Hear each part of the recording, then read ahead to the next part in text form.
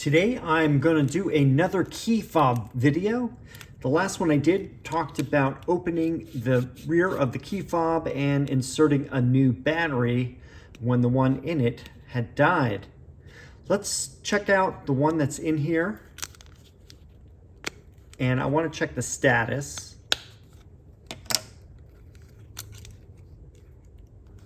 Just pop it out.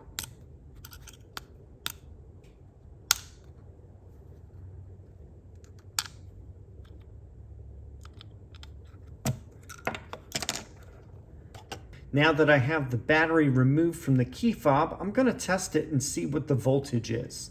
I have a battery tester here, and I'm going to place it into the opening. And it gives me 2.73 volts, which is not super low, but it may be low enough that you'll see warnings in the car that you need to replace the battery. Let me check a brand new CR2032 lithium battery and see what the voltage is. Now with this brand new battery, I'll place that in the tester and I get 3.10 volts. I'll place that in the key fob now.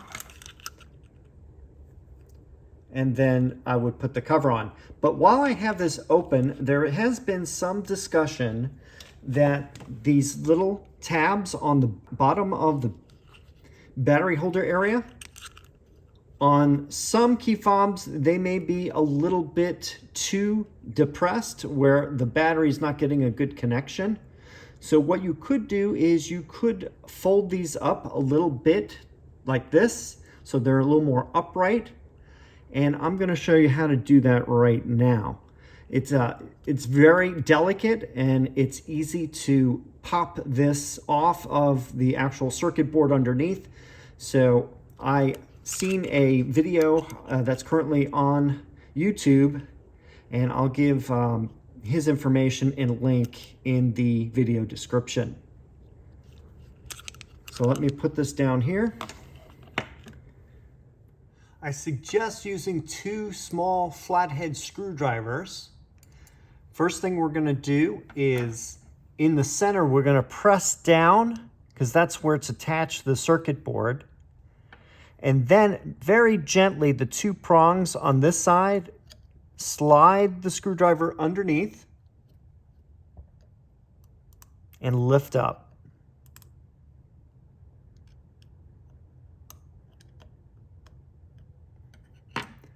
Now it's slightly higher than the other side. Now I'm going to do the same thing for the other two prongs.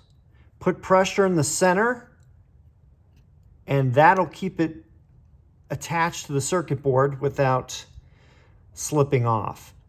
And then slide the other screwdriver under the prongs and gently lift up.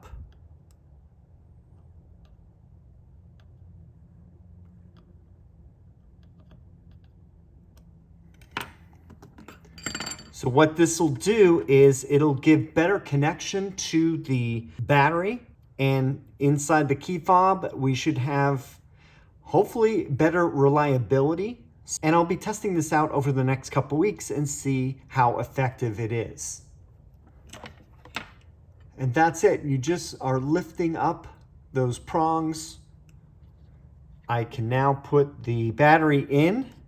You angle it underneath that and then press down, snaps into place. Then you can take the cover and align it so that it is just in front. And then you will push back and it'll snap into place.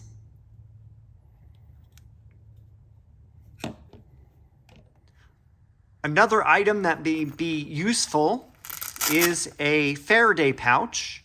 What this is basically a Faraday cage that will insulate the key fob from communicating outside of the pouch.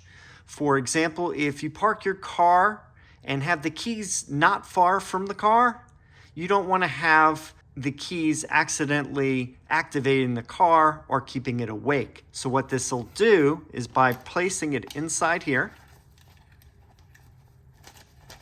all the way inside, and then folding this, it will be insulated from any radio waves. Transmission cannot go through this.